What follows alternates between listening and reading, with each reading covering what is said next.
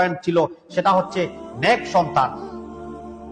নেক সন্তান হইল আপনার কবর জগতের সম্পদ।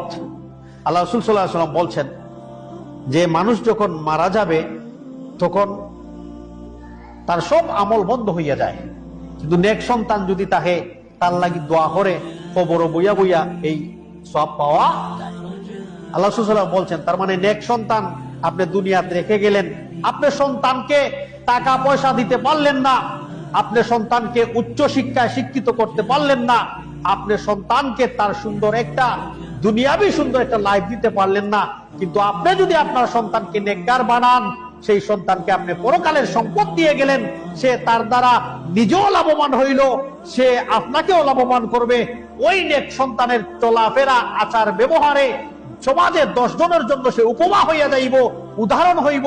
আপনার সন্তানদের নিয়ে মানছি উদাহরণ দিব, হইব অমুকর ছেলে দেখছি 5 ওয়াক্ত নামাজ পড়ে, অমুকর ছেলে সবসময় মানুষের ভাইলে সালাম করে, অমুকর ছেলে দেখছি মানুষের সাথে জি আপনি হইয়া কথা হয়, অমুকর ছেলে দেখছি যখন রাস্তা দিয়ে হাঁটে ডান দিকে হাঁটে, অমুকর ছেলে যখন দেখছি রাস্তা দিয়ে যায় তখন তার চক্ষু নিচের দিকে থাকে, অমুকর ছেলে যখন রাস্তা দিয়ে চলাফেরা করে মুরব্বীদের সাথে সুন্দর করে কথা বলে।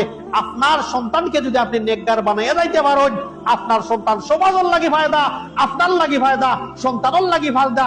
যদিও আপনার সন্তানকে আপনি লাখপতি বানাইতে পারলেন না, যদিও আপনার সন্তানকে আপনি বালা শিক্ষিত উচ্চ শিক্ষিত বানাইয়া ডাক্তার বানাইতে পারলেন না, যদিও আপনার সন্তানকে আপনি কোটি কোটি টাকার সম্পদ দিয়ে দাইতে পারলেন না, কিন্তু আপনার সন্তানকে দুনিয়া এবং পরকালের সম্পদ, জাতির সম্পদ আপনি দিয়ে গেলেন, তার নাম হইল নেক সন্তান, তার নাম হইল নেক সন্তান।